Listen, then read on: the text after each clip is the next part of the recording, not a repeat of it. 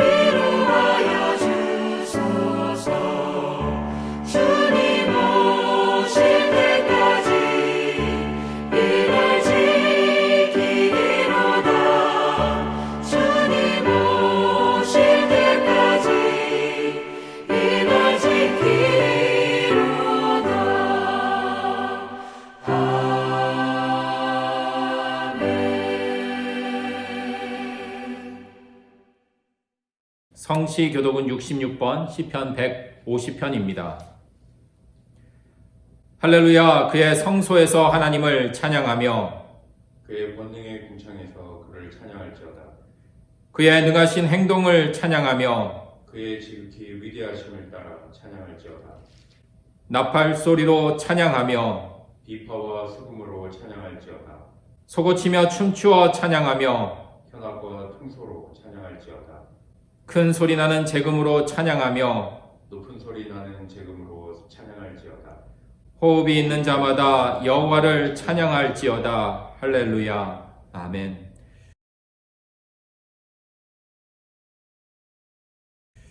전능하사 천지를 만드신 하나님 아버지를 내가 믿사오며 그 외아들 우리 주 예수 그리스도를 믿사오니 이는 성령으로 잉태하사 동정녀 마리아에게 나시고 본디오 빌라도에게 고난을 받으사 십자가에 못 박혀 죽으시고 장사한 지 사흘 만에 죽은 자 가운데서 다시 살아나시며 하늘에 오르사 전능하신 하나님 우편에 앉아 계시다가 저리로서 산자와 죽은 자를 심판하러 오시리라.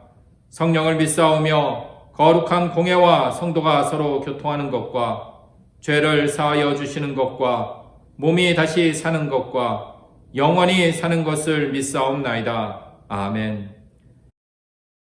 찬송가 400장 함께 찬송 드리시겠습니다.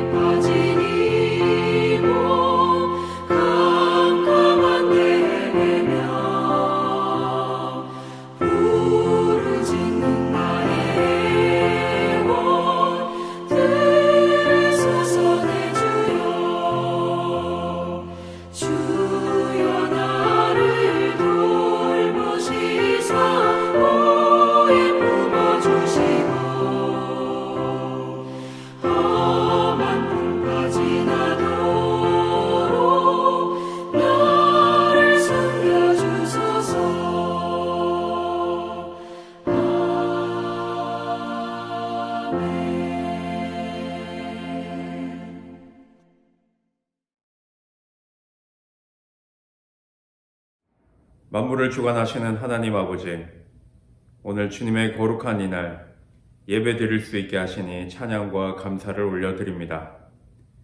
무서운 전염병으로 힘든 하루하루를 살아가는 때이지만 예배를 드릴 수 있음이 얼마나 감사한지 모릅니다.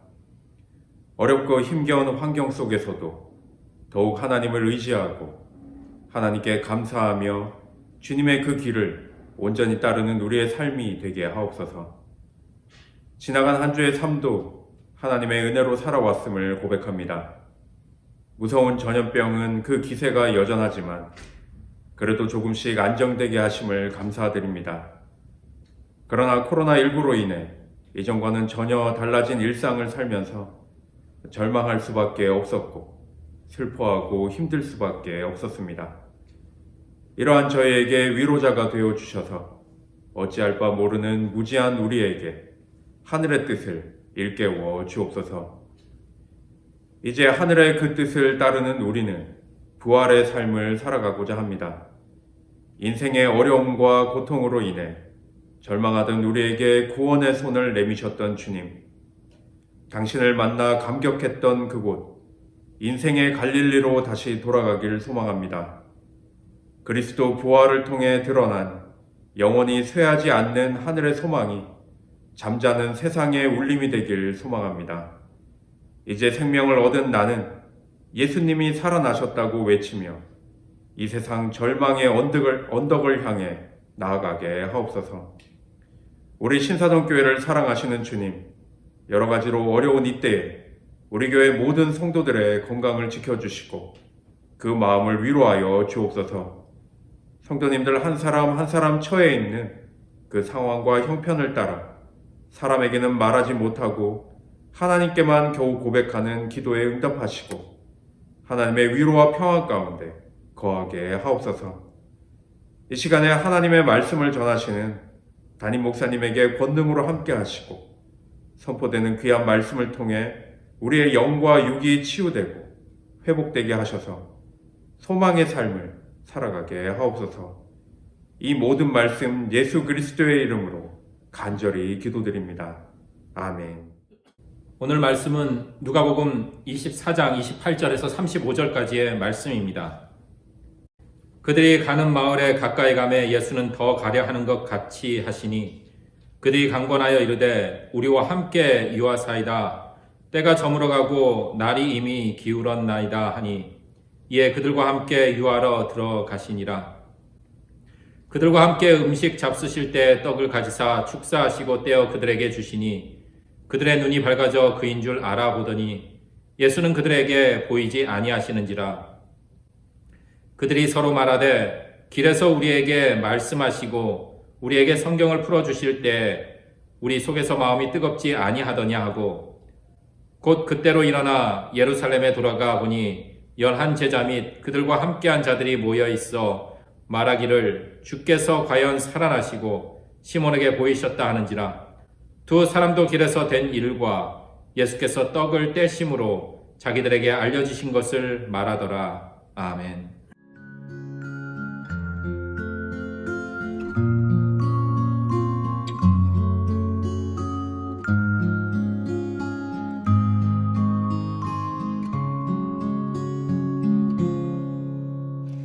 이 말씀 따라 사는 동안 지치지 않게 하시고 이 말씀 따라 사는 동안 주님 나라 이루소서.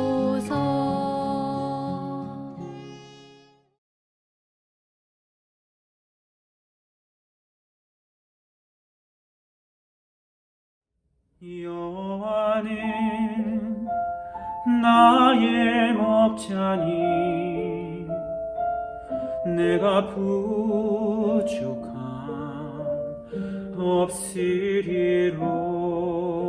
없으리로다. 그가 나를 푸른 초장에 쉬게 하시고 인도하네. 여호와는 나의 목자니 내가 부족함 없으리로다. 그가 나를 푸른 초장에 쉬게 하시고 인도하네.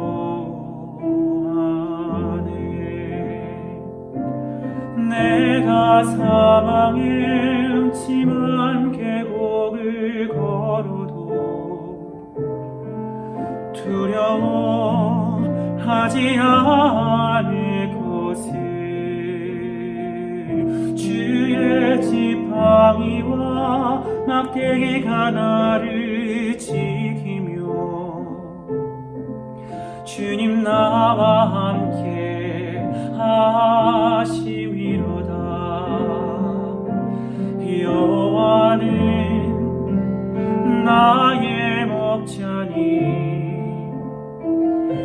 내가 부족함 없으리로다. 그가 나를 푸른 저장에 쉬게 하시고 인도하네.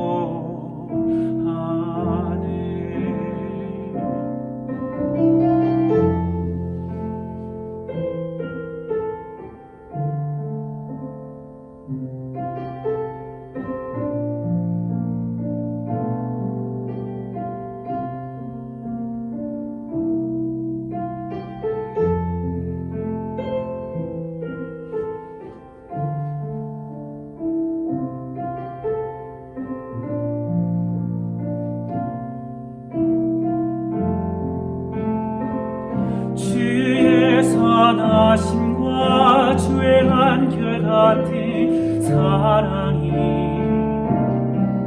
평생에 나를 따를 것이니 내가 여호와의 집에서 영원토록 거하리로다. 영원토록 거하리로다.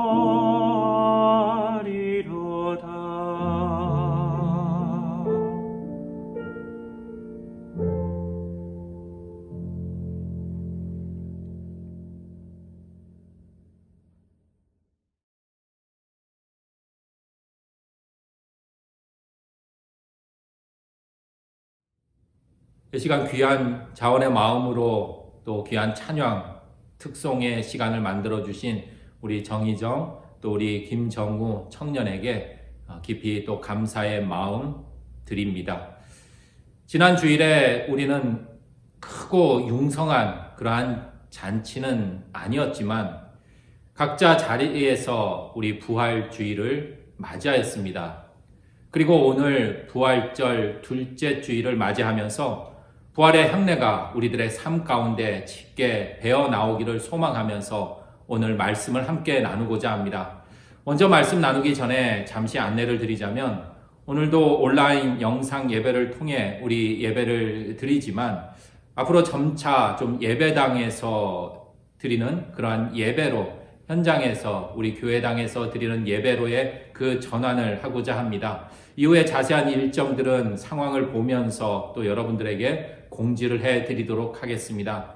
아무튼 지금껏 신앙인으로서의 그 품격과 책임을 다해주신 우리 사랑하는 신사동 교인들께 다시금 감사의 마음을 전합니다. 여전히 코로나19로 인해 온라인 영상 예배라는 그러한 대안으로 우리는 긴 시간을 함께 만나고 있지만 온라인 영상 예배를 이렇게 드리다 보니 여기저기에서 집중하지 못한다. 그리고 영상을 이렇게 보다 보니까 자세도 그렇고 마음가짐도 좀 흐트러진다. 다른 일들이 왜 그렇게 자연스럽게 생각이 나고 유난히 또 영상을 보다 보니까 처리해야 할 다른 일들이 많이 생각나는지 모르겠다. 이러한 이야기를 하시는 경우도 종종 있습니다.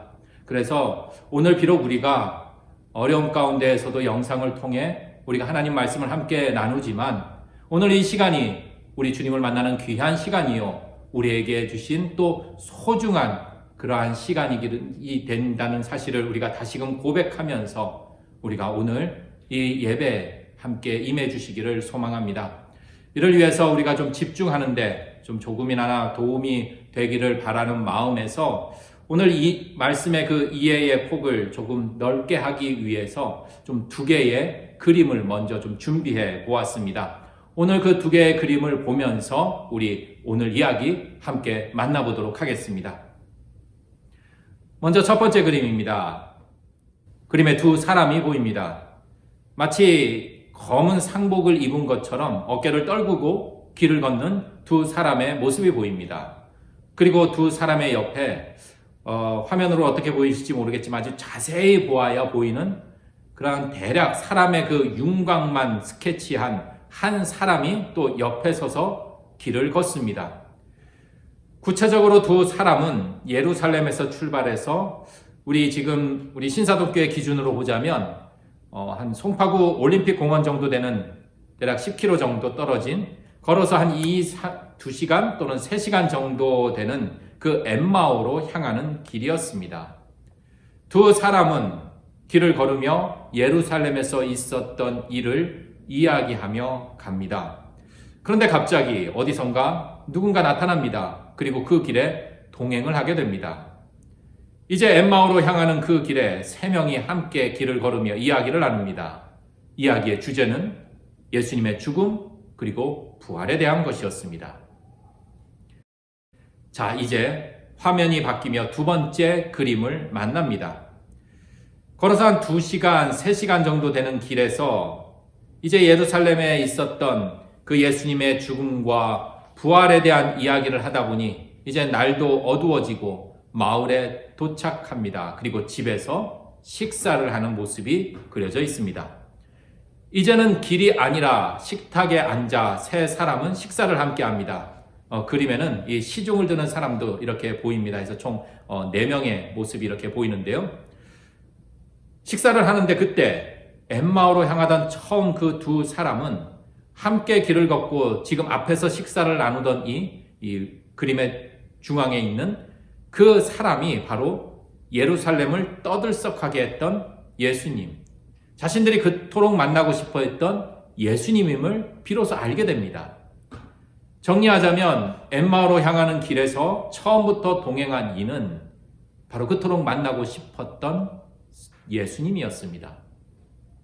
두 사람은 처음 예수님을 만났을 때는 누구인지 알아보지 못하다가 식사를 하면서 비로소 예수님임을 깨달아 알게 되었다라는 것입니다. 참 신기한 일이 아닐 수 없습니다. 그러니 이 지점에서 더욱 궁금해집니다. 분명 처음에는 예수님을 알아보지 못했다가 식사를 하면서 갑자기 예수님을 알아보게 되었다라는 이 대목에서 궁금증이 생겨납니다.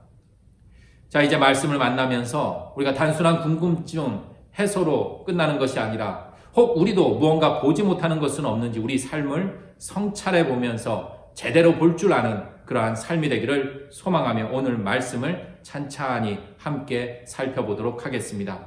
오늘 말씀은 부활 이후의 그 모습을 잘 소개하는 이야기입니다. 우리가 지난 주일에 부활 주일을 만났고 오늘 둘째 주일을 만나는 것처럼 부활 이후에 그 이야기가 담겨져 있습니다. 먼저 우리 함께 걷지만 예수님을 처음에 알아보지 못했던 그 두 사람의 상황을 오늘 성경은 이렇게 증언하고 있습니다. 17절의 말씀입니다. 예수께서 이르시되 너희가 길 가면서 서로 주고받고 하는 이야기가 무엇이냐 하시니 두 사람이 슬픈 빛을 띠고 머물러 서더라. 성경의 말씀은 그들의 모습이 슬픈 빛을 띠었다라고 그렇게 증언하고 있습니다. 그렇다면 그들이 침통한 표정을 지으며 길을 걷는 이유는 과연 무엇일까 생각해 봅니다. 우리가 결론부터 먼저 전후 사정을 좀 소개하면 저 예루살렘에서 엠마오로 향하는 그 두 사람은 예수님을 따르는 예수님의 제자들이었습니다. 그들의 마을인 엠마오에서 예수님을 만나기 위해 예수님이 있는 그 예루살렘으로 향했습니다. 하지만 우리가 잘 알듯이 그들은 예수님을 만나기도 전에 예루살렘에서 죽임을 당합니다. 자신의 모든 것을 걸고 이제 스승 예수님을 따라겠노라 다짐했던 그 제자들. 그렇지만 스승 예수님은 십자가에 달려 아주 허무하게 생을 마감해버립니다. 크게 상심한 두 제자. 그러니 더 이상 예루살렘에 있을 이유가 없습니다. 그래서 예루살렘이라는 그 자리를 떠나고 자신들의 마을인 엠마오로 향하게 됩니다. 그러니 더욱 엠마오로 향하는 그 길은 슬픔의 길, 상실과 절망의 길일 수밖에 없습니다. 어둠으로 향하는 길일 수밖에 없습니다. 그런데 문제는 그렇게 절망과 두려움 속에 걸어가는 그 길에서 동행하는 이 바로 예수님을 알아보지 못했다라는데 더 큰 문제가 있음을 성경은 또한 이렇게 증언하고 있습니다. 15절 그리고 16절의 말씀입니다. 그들이 서로 이야기하며 문의할 때 예수께서 가까이 이르러 그들과 동행하시나 16절입니다. 그들의 눈이 가리어져서 그인 줄 알아보지 못하거든. 간접적이지만 그들이 예수님을 알아보지 못한 이유가 짐작이 갑니다. 앞서 잠시 살펴보았지만 예루살렘에서 엠마오로 향하는 그 길은 상실과 절망이 가득 찬 어둠의 길이었기 때문입니다. 영혼의 어둠이 짙었기에 무엇이 보였겠습니까? 짙게 드리워진 그 슬픔과 고통은 그들 영혼의 눈을 어둡게 하였습니다. 그래서 그들은 눈이 가려져 예수님을 제대로 알아보지 못했다라는 것입니다. 우리들의 삶 속에서도 예수님을 제대로 알아보지 못하게 우리들의 영혼의 눈을 어둡게 만드는 장애물들이 분명 존재합니다. 마음이 청결한 자가 복이 있다. 그러한 자들이 하나님을 보게 될 것이다 라는 그러한 예수님의 가르침과는 달리 우리들 영혼에, 우리들의 마음에 이런저런 삶의 때가 끼어 제대로 보지 못하게 된다라는 것입니다. 그러기에 우리들의 신앙생활 다시금 생각해 봅니다. 우리들의 신앙생활이라는 것은 부활하신 예수 그리스도를 온전히 보지 못하게 하는 그 삶의 때를 벗겨내는 과정이 바로 우리가 걷는 신앙생활이요. 또 우리 영혼의 그 찌꺼기들을 깨끗이 씻겨내는 그 일이 바로 우리 신앙생활이라는 것입니다. 그러니 우리가 기도하고 예배드리고 찬양하고 봉사하고 구제하는 이 모든 우리들의 신앙생활이 단편적이고 이례적인 것으로 끝나는 것이 아니라 우리네 삶 속에서 꾸준히 지속돼야 하는 그 과정이 중요함을 다시금 고백해 봅니다. 이제 엠마오로 향하는 그 두 제자가 눈이 가려져서 예수님을 제대로 알아보지 못하는 그들의 영혼에 더욱 짙게 드리워진 그 어둠의 정체에 대해서 아주 구체적으로 말씀은 또한 이렇게 소개하고 있습니다. 24절의 말씀입니다.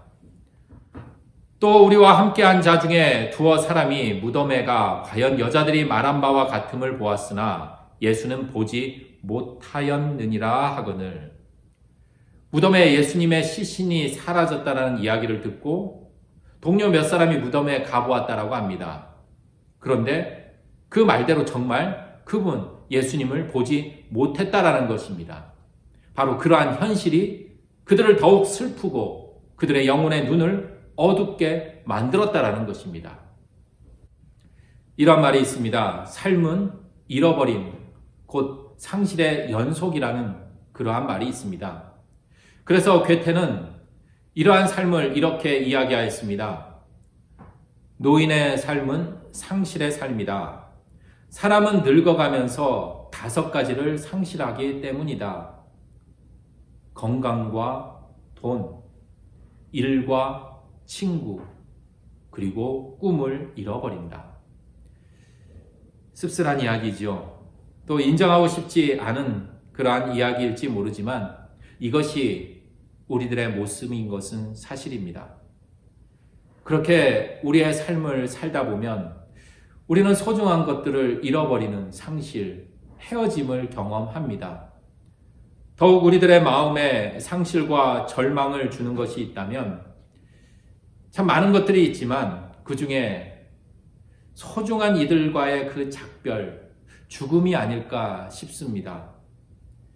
간혹 이 장례식장에 안타까운 죽음을 맞이한 그 가족들을 보면 충격이 너무나 커서 평상시와는 사뭇 다른 모습을 발견합니다. 너무나 슬프고 정말 너무나 아파서 하염없이 흐르는 슬픔의 눈물로 인해 옆에 누가 있어도 잘 알아보지 못합니다. 소중한 일을 잃었다는 그 상실감과 그 충격으로 그리고 앞으로 어떻게 살아가야 할지 그 막막함에 판단력도 많이 흐려집니다. 지금 엠마오로 향하는 그 두 사람, 곧 예수님의 제자들이 가졌던 그 두려움과 절망은 바로 예수님이 보이지 않았다라는 것입니다. 잃어버렸다라는 곧 상실의 현장 속에서 오는 그 아픔을 토로하고 있습니다. 이제는 더 이상 예수님이 보이지 않는다라는 그 사실, 이제는 더 이상 예수님을 만나지 못한다라는 그 현실 앞에서 그들의 슬픈 빛은 더욱 짙어져만 갔습니다. 엠마오로 향하는 그 두 제자의 슬픈 그 잃어버린 그 상실의 빛은 우리들의 삶 속에서도 그대로 드러나곤 합니다. 우리 주님이 눈에 보인다면 슬퍼하지 않고 삶 제대로 살 수 있을 것 같은데, 힘들고 정말 지칠 때 의지할 우리 주님이 눈에 보인다면, 느낄 수 있다면 크게 흔들리지 않고 불안해하지 않으며 살 수 있을 것 같은데, 우리 주님이 눈에 보인다면 삶이 그렇게 아무리 힘겨워도 다시 일어설 수 있는 그 소망을 만들 수 있을 것 같은데, 우리 주님이 눈에 보이질 않습니다. 잘 느껴지질 않습니다. 현실로 와 닿지가 않습니다. 그래서 나홀로 덩그러니 힘겹게 그렇게 삶의 길을 걸어가 힘에 부치고 절망에 사로잡히곤 합니다. 심지어 삶을 살다 보면 이런저런 정말 중요한 선택을 해야 할 때가 있습니다. 삶의 문제를 풀어야 할 때가 있습니다. 그럴 때마다 하나님의 뜻이, 우리 주님의 뜻이 보이질 않습니다. 삶의 정답이 눈에 보이면 정말 다시 희망을 만들어갈 수 있을 것 같은데 그렇지 않습니다. 간절한 마음으로 간구하고 기도합니다. 그렇지만 기도의 응답이 잘 보이지 않아 우리는 더욱 슬픈 기색을 하며 할 수 없이 저 엠마오로 향하는 그 제자들처럼 터벅터벅 우리네 삶의 길을 걸어갑니다. 엠마오로 향하는 그 두 제자의 뒷모습처럼 말입니다. 하지만 성경의 말씀은 분명히 증언하고 있습니다. 그 길이 끝이 아님을 말입니다. 그것이 전부가 아님을 분명히 증언하고 있습니다. 오늘 30절 말씀입니다. 그들과 함께 음식 잡수실 때 떡을 가지사 축사하시고 떼어 그들에게 주시니. 아멘. 예수님은 슬픔의 길을 걷는 두 제자와 함께 유하셨습니다. 자, 이제 성급한 마음에 우리 31절 말씀까지 함께 살펴보도록 하겠습니다. 중요한 말씀인지라 우리 함께 봉독해 봅니다. 그들의 눈이 밝아져 그인 줄 알아보더니 예수는 그들에게 보이지 아니하시는지라. 눈이 가려져서 길을 함께 걷던 예수님을 알아보지 못했던 그 처음 두 제자가 예수님과 함께 음식을 나눌 때 눈이 밝아져서 예수님을 알아보게 되었다라는 것입니다. 함께 식사를 했는데 눈이 밝아졌다라는 놀라운 일입니다. 아주 신기한 일입니다. 자, 어떻게 식사를 했다고 그동안 보지 못했던 눈이 환하게 밝아지고 알지 못하던 것을 알게 되는지, 함께 걸었을 때는 전혀 눈치채지 못하다가 마치 금강산도 식후경이라 그동안 너무나 배가 고파서 제대로 보지 못하다 이제 좀 배가 부르니 여기저기 제대로 보게 된 것인지, 여하튼 성경의 말씀은 그들의 눈이 밝아진 결정적인 계기, 그 계기가 바로 그들과 함께한 식사임을 분명히 밝히고 있습니다. 식사라는 단순한 행동, 그 이상의 또 다른 무엇이 있는 것은 아닐까 생각해 볼 수밖에 없습니다. 그래서 다시 30절 말씀으로 돌아가 말씀에 잠시 멈춰서며 혹 놓쳐버린 것은 없는지 살펴보도록 하겠습니다. 우리 30절 말씀입니다. 30절 말씀은 마치 최후의 만찬, 그리고 그 기억을 되살리는 오늘날 그 성만찬이 떠오릅니다. 우리 30절 말씀 함께 봉독해 볼까요? 그들과 함께 음식 잡수실 때 떡을 가지사 축사하시고 떼어 그들에게 주시니. 최후의 만찬, 그리고 성만찬, 그리고 오늘 말씀 속에서도 공통적인 것은 바로 함께 식사하는 행동, 곧 떡을 가지사 축사하시고 떼어 그들에게 주시는 모습입니다. 자, 그렇다면 오늘 말씀 속에서도 나타나듯이 이 행동을 크게 두 가지로 나눌 수 있을 듯 싶습니다. 첫 번째는 떡을 가지사 축사하시고, 곧 떡을 가지는 행동, 축사하는 행동이 하나로 연결되어 있습니다. 그리고 떼어서 주는 행동, 그것이 하나로 연결되어 있습니다. 그래서 크게 두 가지 모습으로 구분할 수 있다는 것입니다. 먼저 떡을 가지시고 축사하셨습니다. 엠마오의 두 제자의 눈을 밝힌 아주 결정적인 그 계기가 되는 식사, 그 식사에서 곁에 계신 주님을 알아보는 그 첫 번째 단계가 가지고 축사하신다라는 것입니다. 여기서 축사라는 건 우리가 알듯이 은혜를 말하는 것, 곧 감사를 말합니다. 오병이의 기적에서도 오병이어를 가지고 우리 하늘을 향해 감사의 기도를 드리셨던 그 예수님의 모습이 그대로 재현되는 듯 싶습니다. 우리 창세기의 말씀을 보면은요, 하나님께서 사람에게 모든 것을 다 주셨습니다. 먹을거리, 볼거리 뿐만 아니라 하나님께서 보시기에 좋았다라고 한 그 모든 것들, 그 감탄한 아름다운 창조의 작품들을 우리 인간에게, 사람에게 주셨습니다. 심지어 생명까지도 다 주셨습니다. 그리고 사람은 그 모든 것을 다 가지게 되었습니다. 자, 그 모든 것들을 가지게 된 사람, 그 사람의 반응은 어땠을까요? 우리가 일상생활 속에서도 내가 돈을 주고 내게 필요한 물건을 갖게 되었을 때도 우리는 통상 감사합니다라고 이렇게 이야기를 합니다. 뿐만 아니라 내가 만든 물건을 돈을 받고 팔아도 그 고객에게 우리는 통상 감사합니다라고 말을 합니다. 그런데 창세기에서 하나님께서는 모든 것을 사람에게 주었습니다. 그리고 그 사람은 하나님께서 모든 것을 받았고 모든 것을 가지게 되었습니다. 그런데 모든 것을 가지게 된 사람은 한 가지가 없었습니다. 바로 축사. 하나님의 은혜를 말하는 감사가 빠져버렸습니다. 그리고 창세기의 말씀은 감사가 빠져버린, 감사가 사라진 그 에덴 동산의 삶이 어떻게 변질되었는지, 어떻게 망가지고 그 아름다운 관계가 어떻게 파괴되었는지를 우리에게 낱낱이 고발하고 있습니다. 모든 것을 가져서 풍족할 줄 알았습니다. 모든 것을 지녔기 때문에 영원히 행복할 줄 알았습니다. 하지만 감사가 없는 그 자리는 결국 죽음을 맞이할 뿐이라고 성경의 말씀은 우리에게 분명히 밝히고 있습니다. 내 것이라고 꽁꽁 움켜쥘 때 우리들의 삶은 추해집니다.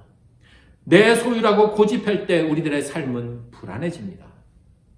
또한 더욱 안타까운 것은 내 소유라고, 내 것이라고, 내가 가진 것에 대한 내 것이라는 그 의식만, 그 생각만 뭉쳐 있을 때, 그 자리에 결국 감사가 사라져 버렸을 때 우리들의 눈은 가리워져서 바로 곁에 계신 우리 부활하신 주님을 발견하지 못하게 된다는 것입니다.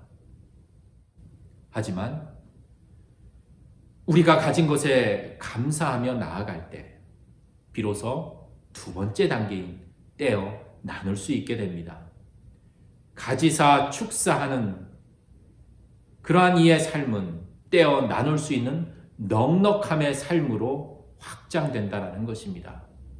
그리고 더욱 부활하신 예수님을 만나게 된다는 그 사실에 주목합니다.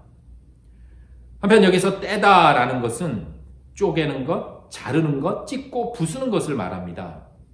마치 십자가를 지고 가시던 예수 그리스도, 채찍으로 그 살점이, 그 귀한 살점이, 생명의 살점이 찢어지고 몸이 부서지는 그 모습이 그려집니다.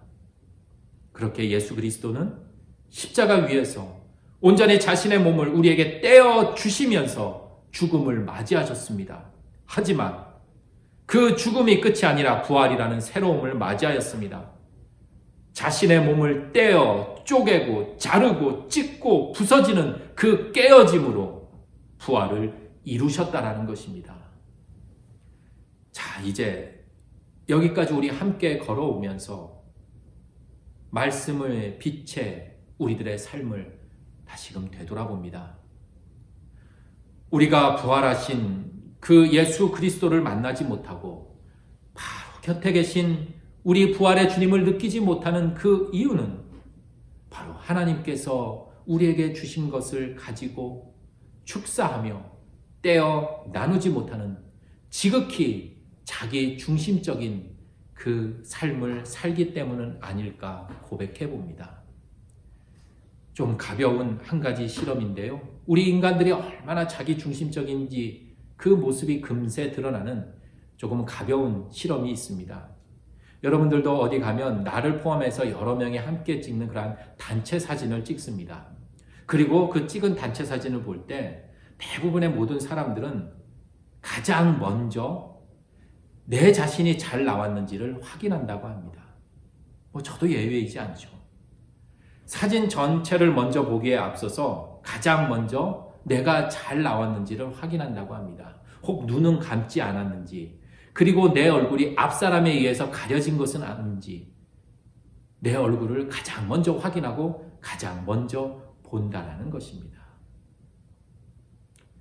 살아서 팔짝팔짝 뛰면서 우리는 나를 더욱 돋보이기 위해서, 나를 더 드러내어서 나만 살기 위해서 깨어지질 않습니다. 부서지질 않습니다. 그러기에 우리 곁에 살아계신 그 부활하신 예수 그리스도를 우리가 알아보지 못하고 부활하신 예수 그리스도를 우리가 만나지 못하는 것은 아닌지 우리들의 삶을 다시금 오늘 말씀의 빛에 비추어 성찰해 봅니다.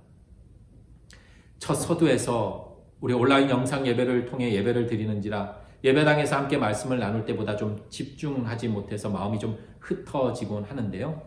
이 즈음이 되면 우리들의 마음도 우리들의 정신도 좀 산만하고 집중도 떨어질 그러한 시간이 되었는지라 그동안 우리의 말씀의 길을 함께 걸으며 흩어졌던 우리들의 생각의 파편들을 좀 모으는 그러한 시간, 이 시간 정리하면서 오늘 말씀의 시간을 마무리 짓고자 합니다. 조금만 더 힘을 내어서 우리가 집중에 도움이 되고자 두 가지 문제를 이렇게 좀 내어볼까 합니다. 이 두 가지 문제 여러분들 각자가 있는 그 자리에서 그 물음에 한번 답을 찾아보시기 바랍니다. 그래서 혹시 문제 정답, 내가 정답을 맞췄다 하시는 분들은 우리 이후에 이제 조만간 예배당에서 함께 모일 때 저에게 말씀해 주시면 아주 소정의 상품을 증정하도록 하겠습니다. 자, 이제 좀 집중해서 두 가지 문제 중에 바로 첫 번째 문제입니다. 물음은 이렇습니다. 두 제자가 부활하신 예수님을 만났던 곳은 어디일까요? 자, 우리 말씀을 다시금 생각해 보면서 엠마오로 향하던 그 두 사람, 두 제자가 예수님을 만났던 처음 장소는 어디였을까요? 정답을 다 맞추셨나요? 자, 답을 공개합니다. 바로 예수님을 처음 만났던 곳은 길 위에서였습니다. 엠마오로 향하는 길이었습니다. 길 위에서 부활하신 예수님을 만났습니다. 그러니 우리가 부활하신 예수님을 만나는 곳은 다름 아닌 우리가 늘 걷는 길, 우리가 늘 걷는 삶의 길이라는 것입니다. 하지만 우리가 걷는 그 길은 늘 즐거움과 행복만 있는 것이 아닙니다. 마치 엠마오로 향하는 그 두 제자가 걷는 길과 같이 때로는 상실과 아픔, 절망과 혼돈 속에 걷는 그러한 무거운 길일 수도 있습니다. 하지만 성경의 말씀은 분명히 밝히고 있습니다. 그 길에서도 부활하신 예수 그리스도는 분명 함께 하셨다라는 사실입니다. 단지 그들의 두 제자들의 영혼이 무겁고 무뎌져서 그 사실을 깨닫지 못하였을 뿐이라는 것입니다. 우리 주님은 우리가 알아보지 못하는 그러한 가면을 쓰시고 우리가 찾기 힘든 아주 비밀 장소에 꽁꽁 숨어 계신 분이 아니십니다. 마치 밭에 숨겨놓은 우리 그 보물 이야기 잘 알고 있습니다. 보물을 찾기 힘든 저 산꼭대기나 아주 귀한 산삼이 있는 험한 골짜기에 꽁꽁 숨겨져 있는 것이 아니라 농부가 늘 땀을 흘리는 바로 그곳, 농부에게 늘 익숙한 삶의 장소였던 밭에 보물은 숨겨져 있었습니다. 부활하신 우리 예수 그리스도, 우리 주님은 저 멀리 있는 곳, 저 높은 곳, 때로는 내가 접근하기에 위험한 곳, 그리고 아주 심오하고 남들이 모르는 곳이 아니라 길 위, 우리가 걷는 그 삶의 길, 평범하다 못해 너무나 익숙한 그 삶의 길에 함께 계신다라는 것입니다. 그러기에 우리가 주님을 만나는 곳은 바로 우리들의 삶, 나에게 너무나 익숙한 그 삶이라는 것입니다. 우리도 각자 엠마오의 길을 걷습니다. 눈물의 골짜기를 걷습니다. 아픔과 실패의 고랑을 지납니다. 힘겨운 언덕길을 오릅니다. 불안과 혼란의 진흙길을 걷기도 합니다. 그렇게 걷다 보니 발걸음이 무거워집니다. 세상의 길에는 동행자가 없어 너무나 외롭습니다. 너무나 힘겹게 홀로 걸어갑니다. 그렇지만 그 길에 다가오시는 분이 있습니다. 동행자가 있습니다. 바로 죽음을 뚫고 우리에게 한 걸음 한 걸음 다가오시는 바로 부활하신 예수 그리스도이심을 믿습니다. 그러기에 오늘도 우리는 그 길을 포기하지 않고 걷습니다. 자, 이제 마지막 힘을 내어 두 번째 문제 만나보도록 하겠습니다. 두 번째 문제의 물음은 이렇게 여러분들에게 질문합니다. 두 제자가 부활하신 예수님을 알아보게 된 결정적인 계기는 무엇인가요? 처음에 동행했던 그분이 예수님인지 알지 못하다가 아주 어떠한 계기를 만나서 갑자기 그분이 예수님이었구나 라고 알게 된 그러한 순간이 있었습니다. 그 계기, 그 순간이 언제였을까요? 자, 모두 답을 맞추셨나요? 정답은 이렇습니다. 바로 함께 음식을 먹을 때, 곧 식사 시간이었습니다. 그러니 우리가 참 먹는 이 식사 시간이 참 중요한 것 같아요. 요새는 또 혼밥족이라고 해서 홀로 나 혼자 밥을 먹는 사람들이 많은데요. 이 혼밥이라도 식사는 참 중요합니다. 그러니 여러분들 각자 있는 자리에서 조금은 힘들지만 밥 거르지 마시고요. 홀로 먹는 식사도 참 중요합니다. 왜냐하면 그 자리가 감사의 자리이기 때문입니다. 그리고 그 자리가 예수님과 함께 하는 자리이기 때문입니다. 그러니 더욱 우리 하루속히 예배당에서 함께 모여 저 하늘의 양식, 생명의 양식을 함께 먹는 그날이 속히 오기를 소망합니다. 뿐만 아니라 우리의 교회의 또 하나의 자랑이잖아요. 우리 하늘의 양식을 다 먹고 또 맛있는 우리 교회의 공동 식사도 함께할 그 날을 기대해 봅니다. 자, 다시 물음으로 돌아가서 두 제자가 부활하신 예수님을 알아보게 된 그 계기는 함께 음식을 나눌 때였습니다. 구체적으로 떡을 가지고 축사하시고 떼어 그들에게 주시는 그 모습을 통해 이루어졌다라는 것입니다. 우리가 가진 삶의 모든 재료들 다 하나님이 주신 것입니다. 하나님의 은혜이기에 감사하며 살아갈 때 우리들의 삶은 나 혼자만의 삶이 아닙니다. 내가 경험하는 고통과 아픔이 전부가 아닙니다. 내가 맞이할 죽음이 우리의 끝이 아님을 깨닫게 됩니다. 그럴 때 비로소 하나님이 우리에게 주셔서 내가 가지고 있는 내 삶을 누군가에게 줄 수 있는 비움과 해체의 삶을 살아갈 수 있게 된다는 것입니다. 그리고 그 비움이 나를 빈궁하게 만드는 것이 아니라 두 제자가 다시 고난과 어려움의 길, 아직도 살기가 남아있고 죽음이 가득 찬 무덤이 남아있는 그 예루살렘을 향해 부활의 증인으로 이제는 엠마오에서 예루살렘으로 걸어갔듯이 우리도 영혼의 눈이 밝아져서 부활하신 예수 그리스도와 함께 길을 걸어가며 우리 주님이 변함없이 나와 함께 동행하심을 알기에 그 부활의 힘과 그 부활의 능력으로 우리네 삶의 길을 부활의 증인으로 당당히 담대히 걸어 나아가고 우리들의 복된 삶이 되기를, 우리들의 일주일의 삶이 펼쳐지기를 주님의 이름으로 축원합니다. 아멘. 함께 기도 드리시겠습니다. 주님, 우리가 낙담하거나 실망하거나 포기하지 않게 하옵소서. 왜냐하면 우리가 삶을 살아가면서 삶의 이런저런 어두움과 골짜기로 인해 우리의 영혼의 눈이 가려져 잘 알아보지 못할 뿐이지 부활하신 주님이 우리 곁에 늘 동행하시기 때문입니다.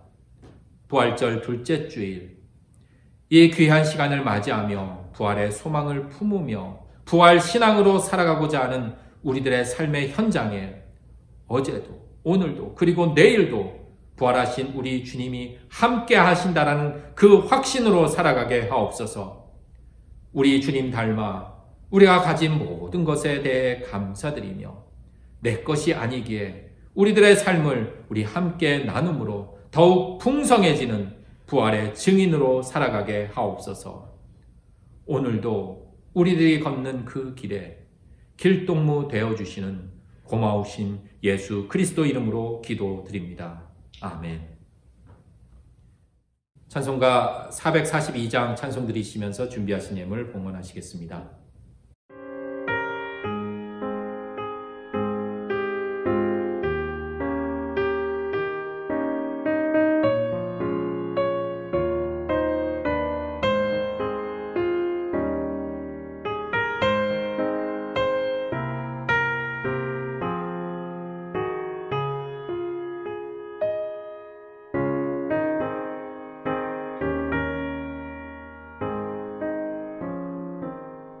저 장미꽃 위에 있음 아직 맺혀 있는 그때에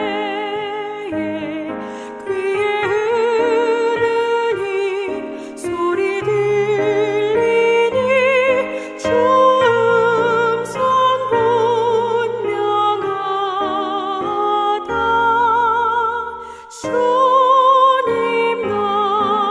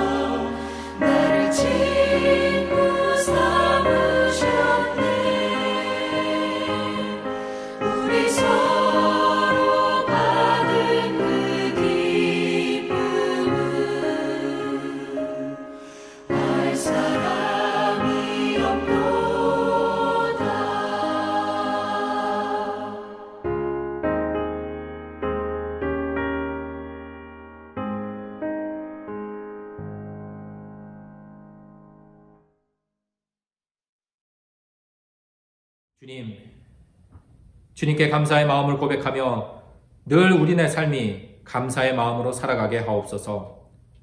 오늘도 우리에게 주신 귀한 생명, 우리들의 소중한 일상 가운데 함께 하심에 감사드리며 흔들리지 않고 굳건하게 우리들의 삶에 더욱 감사가 넘쳐나는 삶 살아가게 하옵소서. 바람이 불어야 나무도 뿌리를 깊이 내려 튼튼하게 자라듯이 우리네 삶에 불어오는 바람에 불안해하거나 좌절하지 않고 감사의 마음으로 하늘 열매 맺을 수 있도록 인도하여 주옵소서. 감사의 마음이 더욱 커져 내 생각이 작아지고 하나님의 생각이 더욱 커지게 하시고 내 뜻이 낮아져 하나님의 뜻이 더욱 높아지는 진짜 삶 살아가기를 소망하며 오늘도 일용할 양식을 허락해 주시고 오늘도 귀한 일용할 양식을 우리에게 준비해 주시는 고마우신 예수 그리스도 이름으로 기도드립니다. 아멘.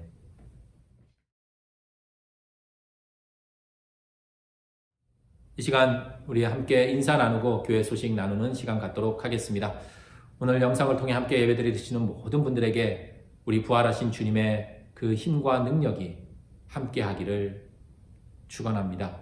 이 시간 우리 함께 예배드리는 우리 사랑하는 가족들, 지인들, 또 우리 영상을 통해 함께 얼굴은 보지 못하지만 같은 마음으로 우리 함께 하고 있는 우리 사랑하는 신사동 교회 교인들 얼굴 한 사람 한 사람 기억하면서 우리 이렇게 인사드리기를 소망합니다. 우리 부활절 둘째 주일을 맞이합니다. 부활의 그 산소망 우리 잊지 않기를 바라는 마음으로 예수 그리스도께서 우리와 함께 하십니다 라고 이렇게 함께 인사드리기를 소망합니다.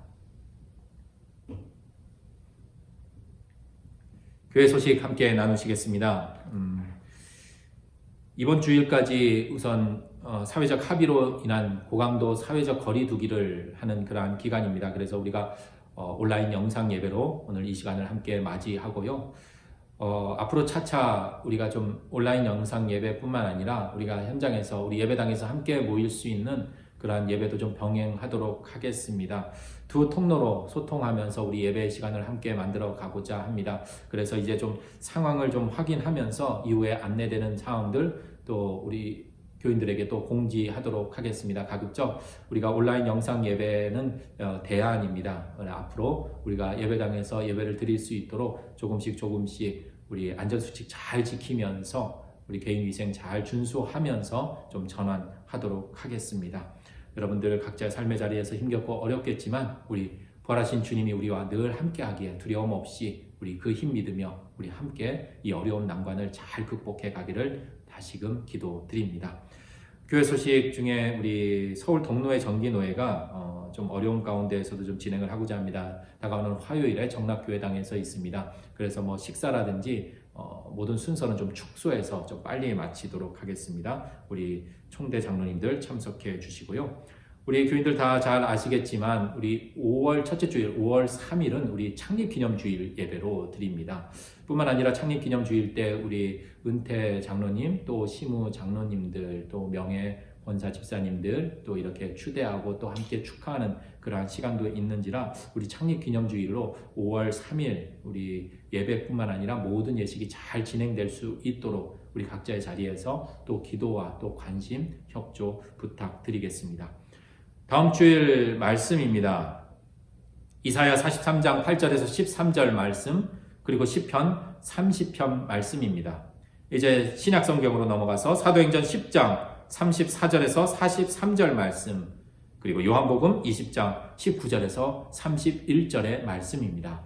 한 주간도 우리가 같은 마음으로 각자의 자리에서 하나님의 귀한 말씀 함께 나누면서 우리 한 주간 풍성한 하나님이 주시는 은혜 만끽하고 또 누리며 살아가는 복된 한 주가 되기를 기원합니다.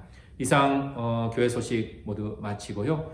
우리 자리에서 모두 있는 그 자리에서 우리 주 하나님 살아계신 주 우리가 기쁜 마음으로 함께 결단 찬송 드리시면서 세상으로 나아가시겠습니다.